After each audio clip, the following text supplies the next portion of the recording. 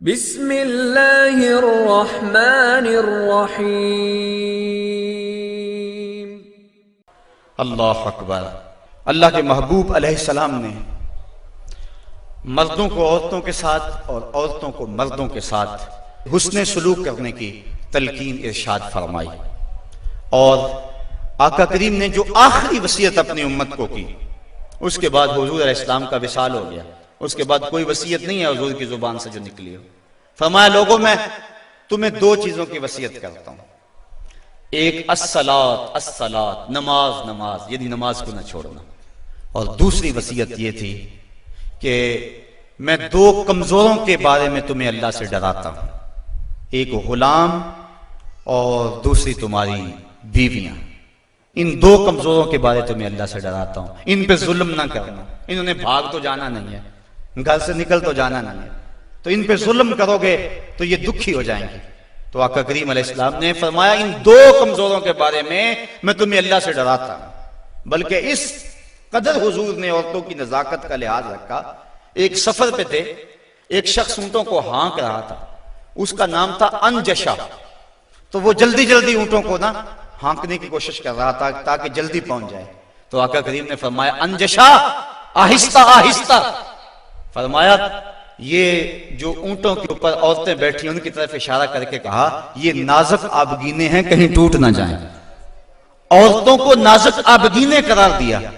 آج ہمارے معاشرے کے اندر گھروں میں جو جنگ و جدل کا ماحول ہوتا ہے اور عورتوں کے ساتھ جو سلوک کیا جاتا ہے، بتاؤ یہ نازک آبگینے سلامت رہ سکتے ہیں؟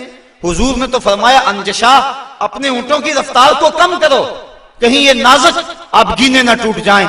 اور پھر سنو حضور نے کیا فرمایا، حبب الیہ من دنیاکم ثلاث، لوگوں تمہاری دنیا سے مجھے صرف تین چیزیں پسند ہیں۔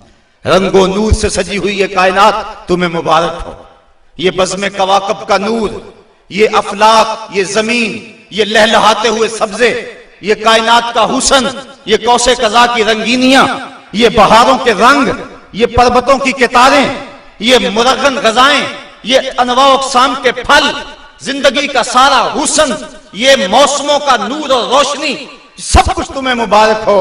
فرمایا مجھے تو صرف تمہاری دنیا سے صرف تین چیزیں پسند ہیں۔ یہ نہیں کہا میری دنیا سے، کہا تمہاری دنیا سے۔ بلکہ ایک حدیث کے لفظ حضور نے یوں فرمایا کہ میری مثال ایسے ہے تمہاری دنیا کے ساتھ جس طرح کوئی مسافر گزر رہا ہو اور راستے میں کوئی درخت ہو اور وہ چند لمحوں کے لیے اس کی چھاؤں میں بیٹھ جائے۔ تو کہا میں تو چند لمحوں کے لیے رکا ہوں، اور رک کے ایک لمحہ انسان کو زندگی گزارنے کا راستہ بتا گئے ہیں۔ چند لمحوں کے لیے وہ ٹھہرے ہیں جس پیڑ کے نیچے، سنا ہے آج تک اس پیڑ کا سایہ مہکتا ہے، آج تک وہاں روشنیاں پھیلی ہوئی ہیں۔ تو کہا حبب الیہ من دنیاکم ثلاث، مجھے تمہاری دنیا سے صرف تین چیزیں پسند ہیں، الطیب والنساء وجعلت قرۃ عینی فی الصلاۃ، ایک خوشبو، دوسری منکوحہ عورتیں، اور تیسری میری آنکھوں کی ٹھنڈک نماز میں رکھی گئی ہے۔ تو صاحبو، میرے اور آپ کے آقا و مولا حضور نبی رحمت صلی اللہ علیہ وآلہ وسلم نے یہی ہمیں وصیتیں کی، عورتوں کے ساتھ اس نے سلوک کرنے کا، اور عورتوں کو حکم دیا کہ تم اپنے خامند کے ساتھ اس نے سلوک کرو۔ بلکہ فرمایا کہ اگر اللہ کے علاوہ کسی کو سجدہ جائز ہوتا تو میں بیوی کو حکم دیتا کہ وہ اپنے خامند کو سجدہ کیا کرے۔